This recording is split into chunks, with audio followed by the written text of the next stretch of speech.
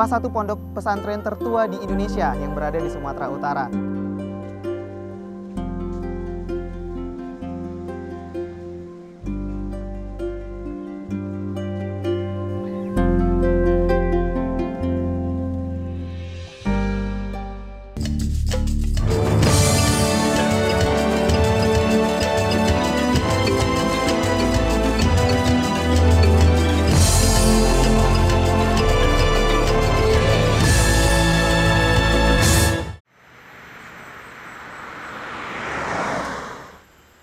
Selamat datang di Kecamatan Lembah Sorik Marapi, Kabupaten Mandailing Natal, Madinah. Dan kali ini kita sampai di Desa Purbabaru, sebuah desa yang terletak di arah selatan Kota Panyabungan, ibu kota kabupaten ini. Jarak Purbabaru dari kota sekitar 17 km.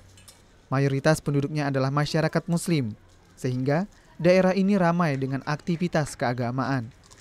Ditambah lagi, desa ini dikaruniai sebuah lembaga pendidikan Islam kuno yang sudah populer seantero negeri. Pondok pesantren merupakan lembaga pendidikan Islam tertua di Indonesia. Dinamika perkembangannya mulai ditandai sejak periode masuknya Islam di Nusantara, bahkan terus berkembang sampai saat ini, pemirsa. Nah, di Sumatera Utara sendiri, kita akan lihat seperti apa pondok pesantren mampu tumbuh seiring dengan populasi masyarakat Islam ataupun masyarakat Muslim yang tumbuh di satu daerah. Nah, di ekspedisi potret kali ini kita akan lihat seperti apa potret pondok pesantren tradisional atau juga yang disebut dengan pondok pesantren Salafi yang juga merupakan sekaligus salah satu pondok pesantren tertua di Indonesia yang berada di Sumatera Utara. Nah, kita akan lihat seperti apa pondok pesantren ini mampu melahirkan generasi yang bermoral, berintelektual, dan kaya akan spiritual. Jangan kemana-mana pemirsa, karena inilah potret pondok peribadatan.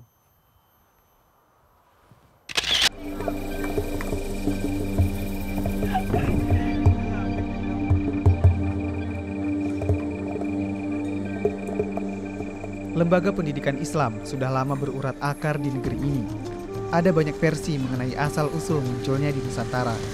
Diyakini sebagai simbol kebudayaan Islam, maka salah satu catatan sejarah mengatakan lembaga ini muncul ketika ajaran Islam mulai tersebar di tanah air pada abad ke-13. Lembaga ini dipahami jadi lembaga pendidikan Islam tradisional yang mempelajari dan mengamalkan ilmu agama.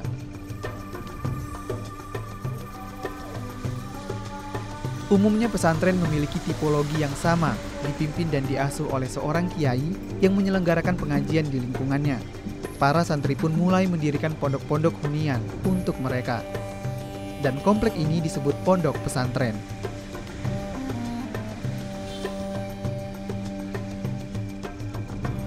Pada abad ke-19, perkembangan pesantren terbilang pesat dan ekspansif. Tumbuh hampir di setiap daerah di Indonesia, termasuk Sumatera Utara. Pondok pesantren Mustafawiyah Purbabaru adalah pesantren tertua di Pulau Sumatera.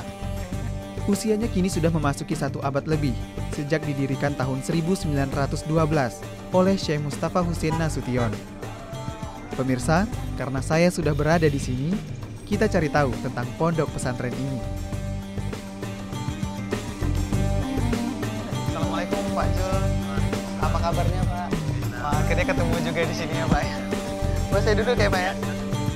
Bapak Zul sendiri seperti apa sih memandang sosok Syekh Mustafa Husain ini? Saya sangat figur saya lah, karena dia di samping ilmunya sangat bagus, nah, ilmunya luar biasa tentang agama, dan dia ditopang oleh pandainya ekonomi. Dan dia adalah ahli ekonom.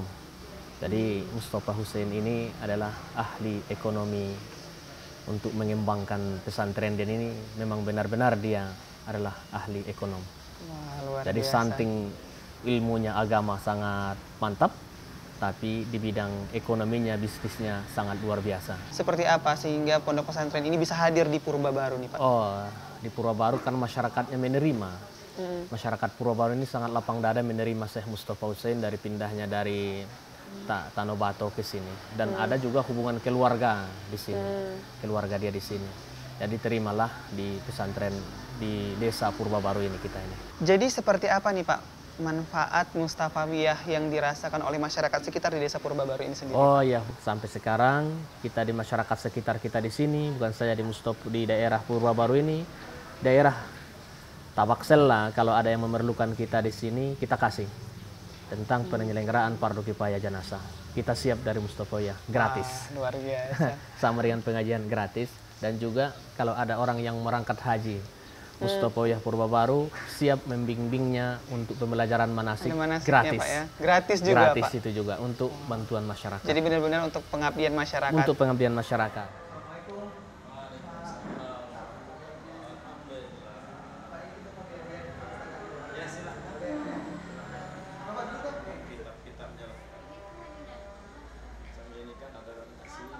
Almarhum Syekh Mustafa Husin Nasution sempat menimba ilmu ke Mekah selama 13 tahun.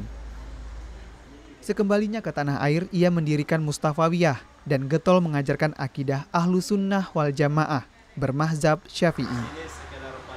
Ajaran ini ia sebarkan melalui kitab-kitab yang pernah ia pelajari selama belajar di Madrasah Sholatiyah dan Masjidil Haram.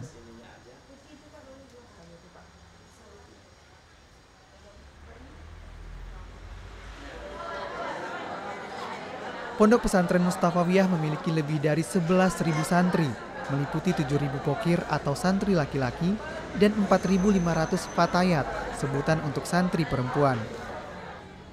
Masa sekolah di sini 7 tahun dengan tingkatan sanawiyah dan aliyah. Pondok pesantren dengan luas 11 hektar ini telah banyak menghasilkan alumni yang berwawasan Al-Quran.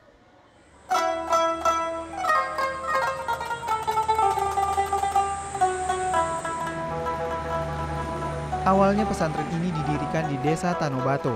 Namun karena bencana banjir bandang, Mustafawiyah lalu dipindahkan ke Purbabaru tahun 1915. Mulanya hanya bermodalkan beberapa ruangan belajar yang saya datangi ini. Perlahan, ruangan belajar semi permanen pun akhirnya dibangun berkat sumbangan dari masyarakat dan orang tua santri. Hingga akhirnya Mustafawiyah bisa berdiri sampai semegah ini. Ya, jadi pemirsa, tempat saya berdiri ini adalah Pondok Pesantren Mustafawiyah yang pertama kali dibangun oleh Syekh Mustafa Husin. Jadi ini dibangun di tahun 1951. Nah, 1915 maksud saya pemirsa. Nah, jadi dulu kan Mustafawiyah sempat mengalami banjir bandang di Tanobato pada tahun 1912. Akhirnya pindah ke Desa Purbabaru dan dibangunlah bangunan ini. Nah, ini pemirsa bisa lihat bangunannya masih sangat asli, kayu-kayunya juga masih sangat tua. Karena ini membuktikan bahwa usia dari ruangan-ruangan ini juga sangat lama pemirsa. Nah, kemudian juga pondok pesantren ini sempat berganti fungsi, sempat menjadi sekolah, kemudian berganti menjadi asrama putri, dan sekarang diaktifkan kembali lagi menjadi pondok pesantren bagi para pokir sanawiyah tingkat 3. Pemirsa bisa lihat ini sangat tua bangunannya.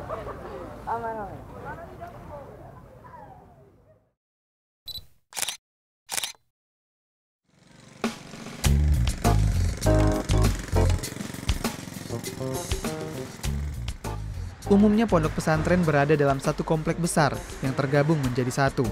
Tapi di Mustafawiyah, para santri dilatih kemandiriannya dengan membangun pondok-pondok tempat tinggalnya sendiri. Pondok hunian mereka ini berbaur dengan permukiman warga dan tersebar sepanjang 2 km di kanan dan kiri jalan lintas Medan Padang ini.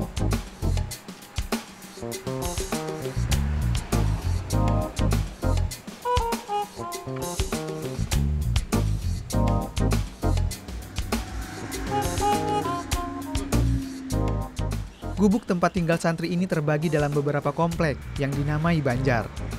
Gubuk sederhana ini sudah berkembang. Kalau dulu dibangun dari bambu dan beratapkan rumbia.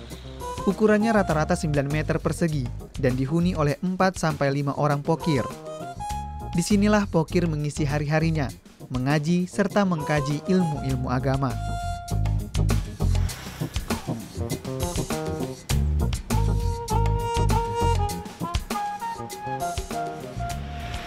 Pokir sudah terbiasa hidup mandiri dan jauh dari keluarga dengan segala keterbatasan yang ada. Bermula dari peraturan, berlanjut jadi kebiasaan.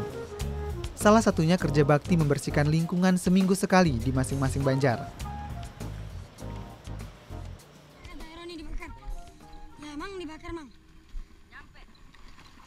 Tanpa pengawasan khusus, para pokir tahu bagaimana caranya bertanggung jawab atas kebersihan lingkungan tempat tinggalnya sendiri. Hari ini kita mau lihat mereka sedang masak. Memenuhi kebutuhan makan sehari-hari seperti ini jadi kemampuan yang mereka miliki sejak dini. Memasak juga berarti hiburan dan kegembiraan, melengkapi kisah kehidupan menjadi pokir Mustafawiyah. Urusan makan dan rupa-rupa fasilitas yang terbatas bukan apa-apa dibanding keikhlasan mencari ilmu agama.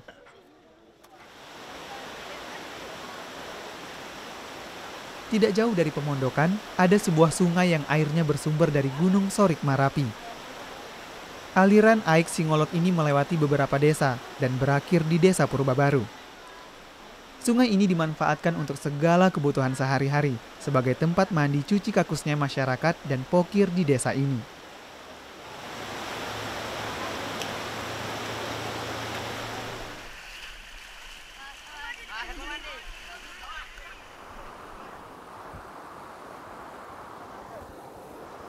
Ayo lanjut aja mandinya. Ya, jadi pemirsa kita sudah berada di Aek Singolot. Jadi Aek Singolot ini air yang berasal dari Gunung Sorik Marapi. Jadi kandungan airnya ini mengandung air belerang sehingga batu-batunya di belakang itu berwarna merah pemirsa. Nah, Aek Singolot inilah yang dipakai untuk pokir, untuk kegiatan membersihkan diri seperti mandi yang sudah ada di belakang saya ini. Nah, juga untuk mencuci piring. Namun karena kandungan airnya ini mengandung sulfur ataupun belerang, jadi sehingga pokir-pokir ini tidak bisa mencuci baju di sini ataupun menggunakan air ini sebagai air minum.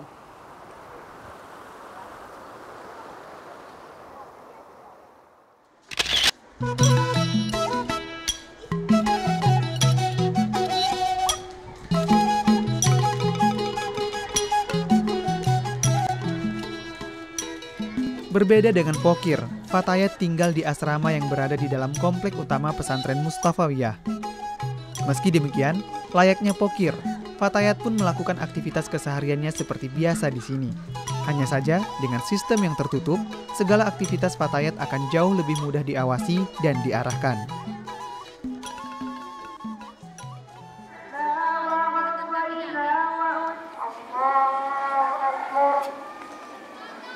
Ketika masuk waktu peribadatan, para fatayat ini khusyuk dan tertib dalam menjalankannya. Selepas sholat, mereka belajar sambil mengulang kembali pelajaran yang telah lalu. Sesudahnya, barulah bersiap untuk belajar di ruang-ruang kelas formal.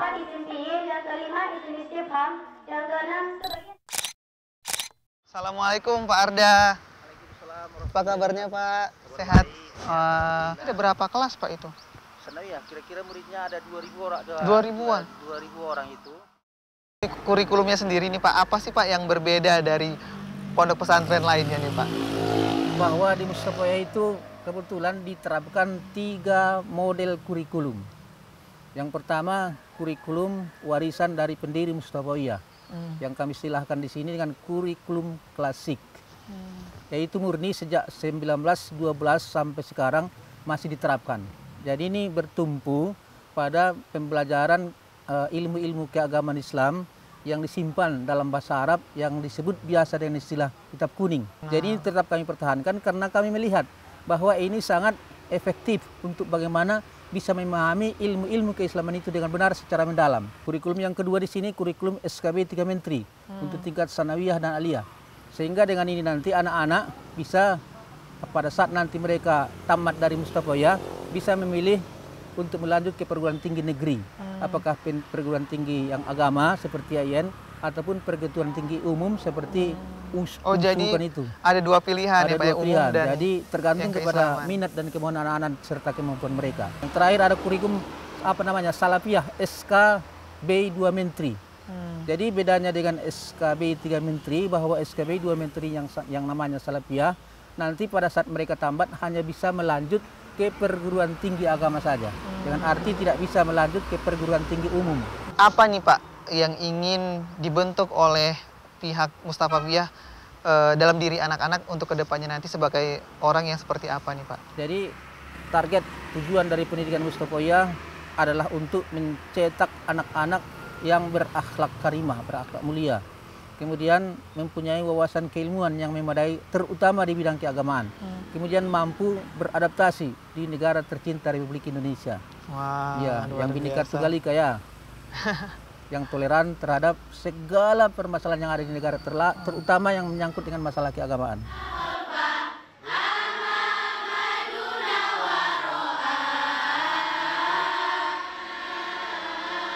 Mustafawiyah termasuk pesantren salaf atau tradisional. Metode pengajarannya menggunakan sistem bandongan, yaitu sekelompok murid mendengarkan seorang guru membaca, menerjemahkan, dan menerangkan kitab-kitab Islam dalam bahasa Arab. Setiap murid memperhatikan bukunya atau kitabnya sendiri, membuat catatan-catatan, baik arti maupun keterangan, pada bagian buah pemikiran yang sulit. Kelompok kelas dari sistem bandongan ini disebut halaqah, artinya lingkaran murid yang belajar di bawah bimbingan seorang guru.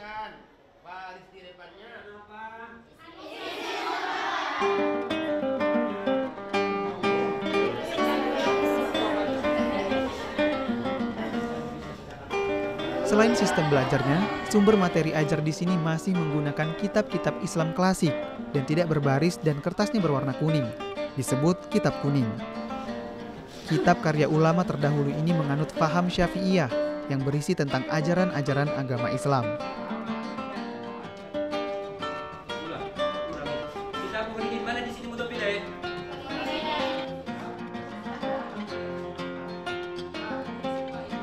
Untuk bisa membaca dan memahami kitab kuning, para santri harus menguasai ilmu-ilmu dasar yang berhubungan. Mencakup ilmu nahwu, shorof, mantik, balaghah, lughat, hingga imlak. Semua ilmu ini dipelajari dari tingkat kitab paling rendah ke yang paling tinggi.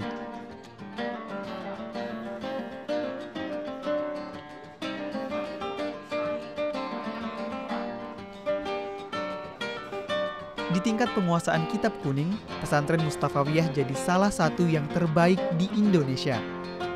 Terbukti dari santrinya yang berhasil menduduki peringkat kedua pada perlombaan Musabaqah Qiraatul Kutub atau MQK tingkat nasional yang digelar Departemen Agama di Kalimantan tahun lalu.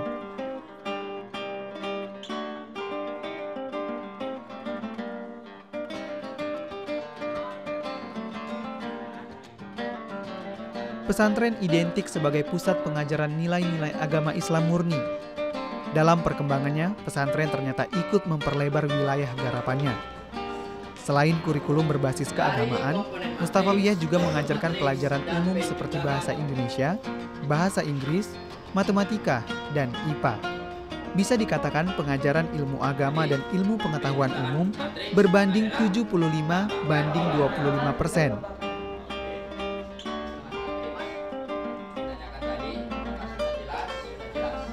Memantapkan diri nih ya untuk belajar menuntut ilmu di pondok pesantren. Ini kenapa nih Halim mau belajar di pondok pesantren?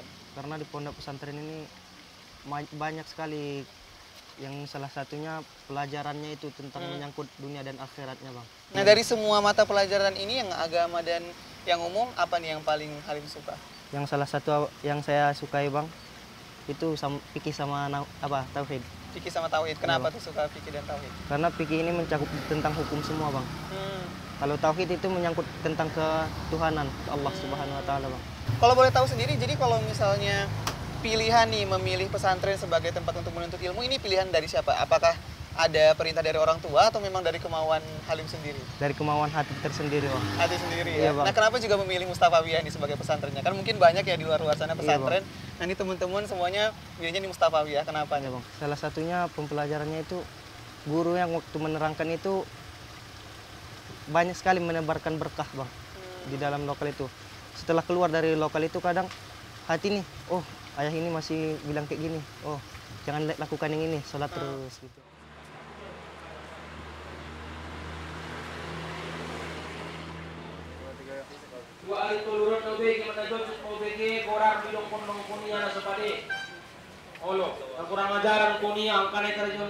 Bulan puasa akan sangat bermanfaat jika diisi dengan pengajian.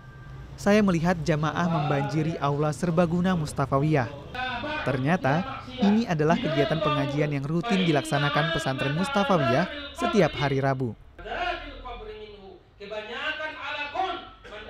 Buang air kecil liat, membuka air namenek, tuaik namenek selama dia belum kering. Pengajian ini dibuka untuk umum sebagai bentuk pengabdian pesantren Mustafawiyah kepada masyarakat. Jamaah yang hadir ternyata bukan dari daerah sekitar saja. Sebagian dari mereka berasal dari luar kabupaten dan kecamatan. Rela jauh-jauh datang untuk mengikuti pengajian ini. Semua berbaur dalam ikatan atas nama umat Muslim. ولأصحاب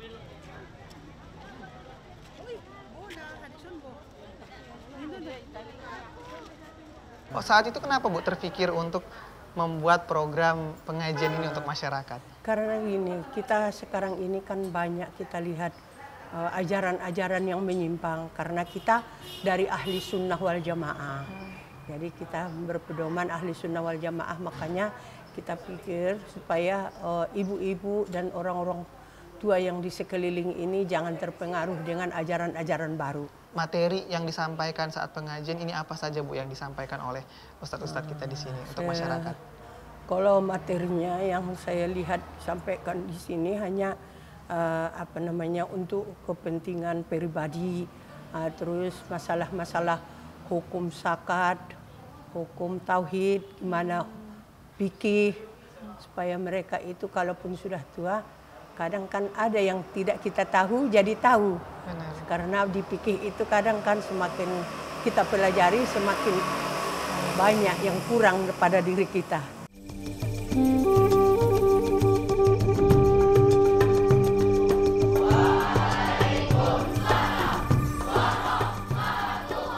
Mustafawiyah juga menyediakan program ekstrakurikuler. Sesi ini biasanya dijadwalkan setiap malam Kamis dan Jumat. Dimulai dari pukul 8 sampai 10 malam. Di kegiatan inilah para pokir bisa menyalurkan minat dan talentanya. Dalam ekskul ini biasanya para pokir diajarkan tentang fikih, jarmiyah, dan pidato. Mereka juga belajar tentang isim adat atau bilangan. Sebagai generasi yang ditempa untuk menyebarluaskan ilmu agama, maka kemampuan dakwah dan pidato mereka harus dimatangkan agar bisa siap terjun di tengah-tengah masyarakat. Bahkan, sebagian di antara mereka ini adalah pokir yang sudah berhasil meraih prestasi karena bakat dan kemampuan mereka.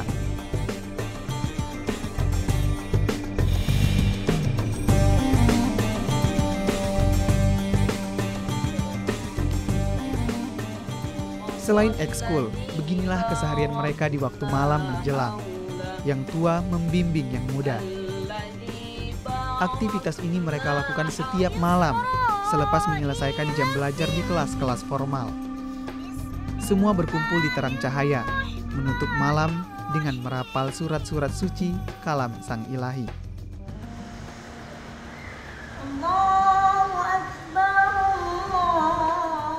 Inilah sepenggal kisah spiritual saya di Pondok Peribadatan Mustafawiyah. Belajar tentang keikhlasan dalam menelisik huruf, baris, dan lembar-lembar kitab demi membuka tabir ilmu agama Islam. Ketika ini menjadi suatu kebutuhan, maka di situ ada rasa dekat dengan Sang Ilahi. Merekalah generasi berwawasan Al-Quran yang akan menebarkan kebaikan. Selalu ingat, buka mata, hati, dan telinga, karena ada banyak nilai berharga yang bisa menjadi potret bagi masa depan kita. Sampai jumpa.